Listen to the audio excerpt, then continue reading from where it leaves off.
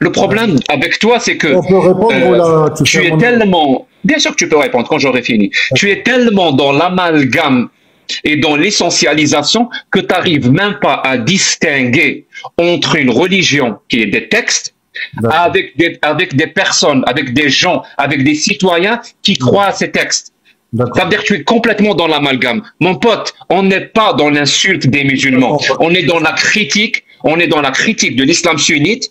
Et on est dans la critique de l'islam sunnite parce qu'on défend notre projet de société, qui est la démocratie, qui est les droits de l'homme, qui est la protection des enfants. On n'est pas dans l'insulte. Et si tu veux réellement réprimander quelqu'un qui est dans l'insulte, et je finis avec ça, c'est ma conclusion, si réellement tu veux réprimander ou dénoncer ou dévoyer quelqu'un qui est dans l'insulte des croyants, va lire ton Coran, qui lui-même insulte à longueur de journée, insulte, menace les incroyants, les polythéistes. Allah lui-même dans sa bouche, s'il a une bouche, Allah lui-même dans sa bouche, il dit que les associateurs sont sales et impurs. Imagine 2 secondes, imagine 2 secondes que quelqu'un prononce une phrase pareille, je sais pas moi, un homme politique ou n'importe qui, et que quelqu'un vient te dire, cette parole, elle est parfaite. Il remplace le mouchrikin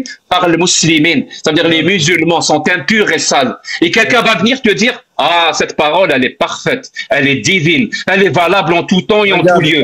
Tu imagines 2 secondes quelqu'un te tenir ce discours. Moi, je serai le premier à dénoncer cette parole. Pourquoi tu ne la dénonces pas quand c'est Allah qui la prononce? Moi, je le sais. C'est parce que tu as peur de l'enfer, comme ce petit garçon qui a peur du grand loup. Ben, ça n'existe pas. Ni le grand loup, ni l'enfer.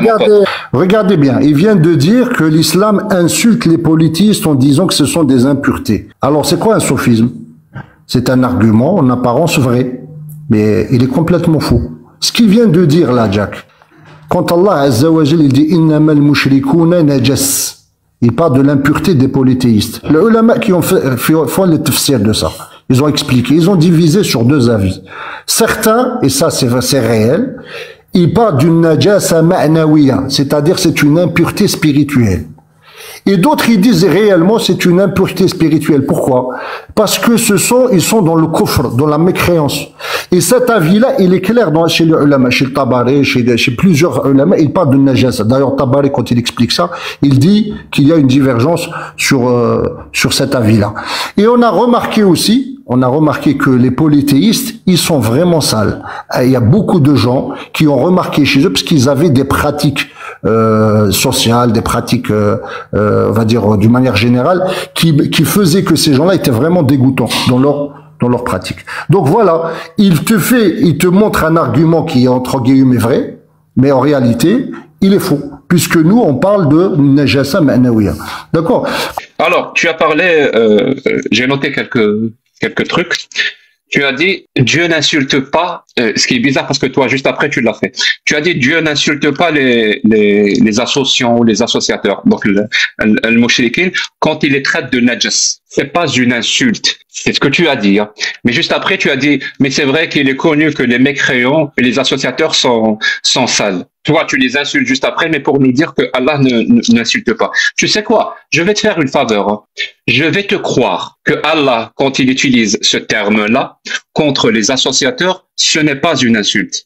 Il me reste juste un petit doute que j'espère, avec ton aide, tu vas m'aider à dissiper ce petit doute. Ce petit doute qui me dit, attention Jack, peut-être qu'il essaye de te la faire à l'envers. C'est une insulte, il le sait, mais il dit que c'est pas une insulte. Donc pour dissiper tout doute envers moi, envers ma personne et envers les gens qui nous écoutent, si traiter quelqu'un de najas, c'est pas une insulte, veux-tu s'il te plaît répéter après moi? Innama Allah wa rasula najas. Et pourquoi? Est-ce que c'est vrai ce que tu dis? Réponds. C'est pas une insulte. On attend que tu répètes cette phrase, vu que c'est pas une insulte. Regarde, la problématique chez toi, c'est que tu ne fais pas l'attention à ce qui est vrai. Pour le moment, tu ne répètes pas. Pour le moment, tu es en train de répéter. Tu es en train de justifier. J'ai pas envie de justification. J'ai envie d'avoir la preuve que c'est pas une insulte. Tellement que ce mot-là, c'est pas une insulte, que tu es capable de le dire sur ton Dieu et sur ton prophète. Laisse-moi répondre. Non, j'ai envie que tu répètes. Si tu ne vas pas répéter, ma phrase, ne parle pas. Ferme ton micro. Non, je t'explique. Je ne veux pas d'explication. Je veux une preuve. Non. Quand toi, par exemple, Jack,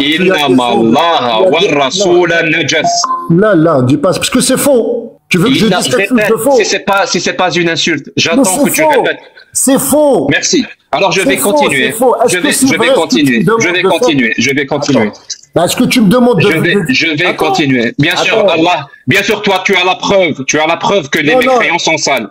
Mon pote, à tes yeux, écoute-moi bien ce que je vais te dire. À tes yeux, moi je suis un mécréant. Tu sais ce que j'ai fait ce matin? J'ai pris une douche. Tu sais ce que ton prophète fait quand il va aux toilettes? Il s'essuie avec 3 cailloux. À ton avis, c'est qui le plus sale entre moi et ton prophète? Maintenant, ferme ton mic et laisse-moi finir mon propos. Ferme ton mic et laisse-moi finir ton propos. Tu pouvais répéter pour nous donner la preuve que c'est pas une insulte. Tu as raté le coche. Finalement, tu as juste essayé de me la faire à l'envers. Mes doutes étaient justes.